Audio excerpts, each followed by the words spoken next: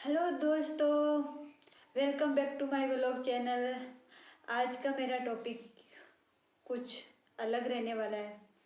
तो वो है मेरा आधुनिक भारत के बारे में। तो लेट स्टार्ट नाउ।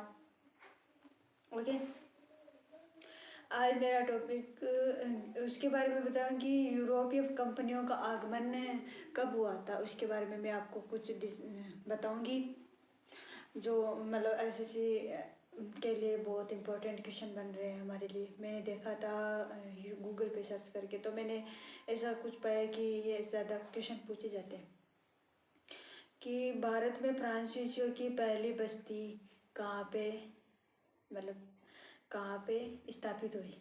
पहली बस्ती वो सूरत में स्थापित हुई है। सबसे पहली बस्ती सूरत में। सूरत कहाँ पे पड़ता है? गुजरात में। ठीक है, वहाँ पे पहली बस्ती हुई है। और ईस्ट इंडिया कंपनी ने बंगाल में कारखाने की स्थापना 1651 में की। बंगाल में कारखाने की स्थापना, ईस्ट इंडिया कंपनी ने बंगाल में कारखाने की स्थापना 1651 ईस्वी में की थी। ठीक है। और एक क्वेश्चन ये भी आता है कि भारत में साम्राज्य स्थापित करने की फ्रांसीसी चेष्टा का वांडीवाश युद्ध में अंत हो गया। वांडीवाश युद्ध कब लड़ा गया था? और ये ना, वांडीवाश युद्ध के बारे में मैं आपको कल विस्तार से बताऊंगी, क्योंकि ये बहुत बड़ा चैप्टर है।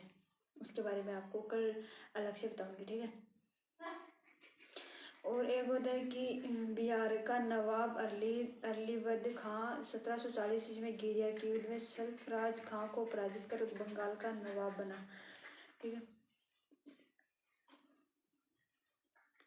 एक होता है कि प्लासी के बाद बंगाल में अंग्रेजी सत्ता की स्थापना की दिशा में अंग्रेजों द्वारा जीता गया दूसरा महत्वपूर्ण युद्ध कौन सा था? ये क्वेश्चन बहुत बार पूछा जाता है। और ये वदेरा का युद्ध। ठीक है, ये युद्ध लड़ा गया था। और इस युद्ध में ही वो क्या हुआ था, बंगाल में अंग्रेजी सत्ता की स्थापना हुई थी। अंग्रेज इंग्लैंड से अंग्रेज लोग यहाँ पे आए थे, उस टाइम में आए थे।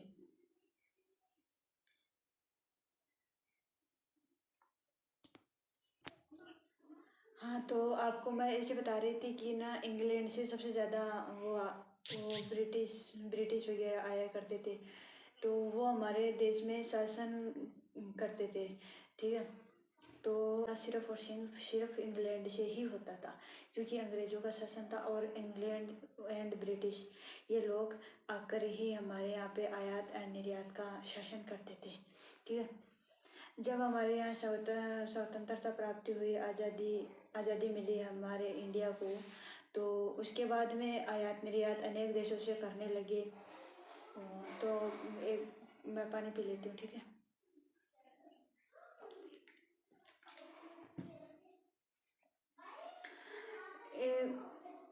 और अंग्रेजों के काल में धन निष्क्रमण सिद्धांत ट्रेन थ्योरी को प्रतिपादित करने का नाम दादा भाई नेरोजी के द्वारा दिया गया था।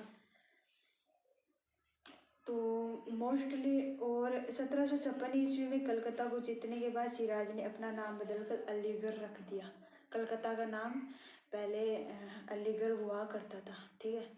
तो उसका नाम है ना, कलकत्ता को जीतने के बाद में उसने अपने अनुसार नाम रखा है। ठीक है, अलीगढ़। ठीक है। और कलायू ने 1757 ईस्वी में कलकत्ता पर अधिकार करने के बाद बंगाल के नवाब सिराज उद दौला को अलीनगर की संधि पर हस्ताक्षर करने के लिए मजबूर किया है। मैं आपको मैप के माध्यम से कल बताऊंगी कि ना, वो अलीगढ़, कलकत्ता, या हमारे यहाँ ब्रिटिश में श्रीलंका के माध्यम से वहाँ पे श्रीलंका की साइड से होकर, ठीक है, उस टाइप से होकर हमारे यहाँ पे आयात निर्यात करते थे।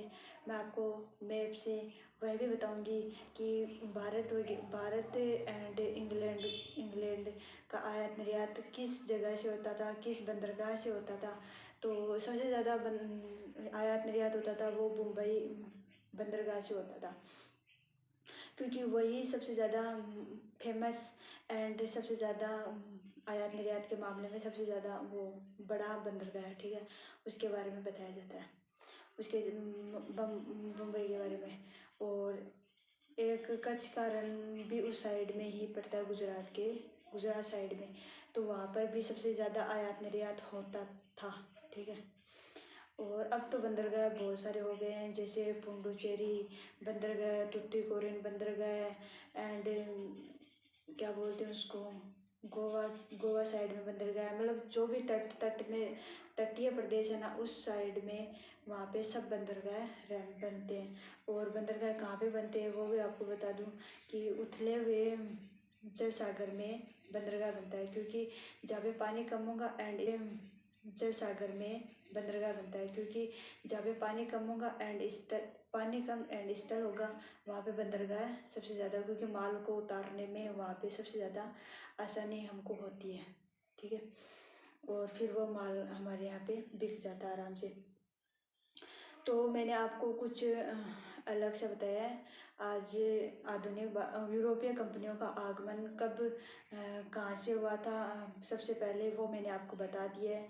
और कल मैं आपको ये बताऊंगी कि ना 1857 के पूर्व एवं पश्चात विद्रोह और एक मैप के बारे में ज़रूर बताऊंगी आपको। और ठीक है गाइज, आज तो इतना ही।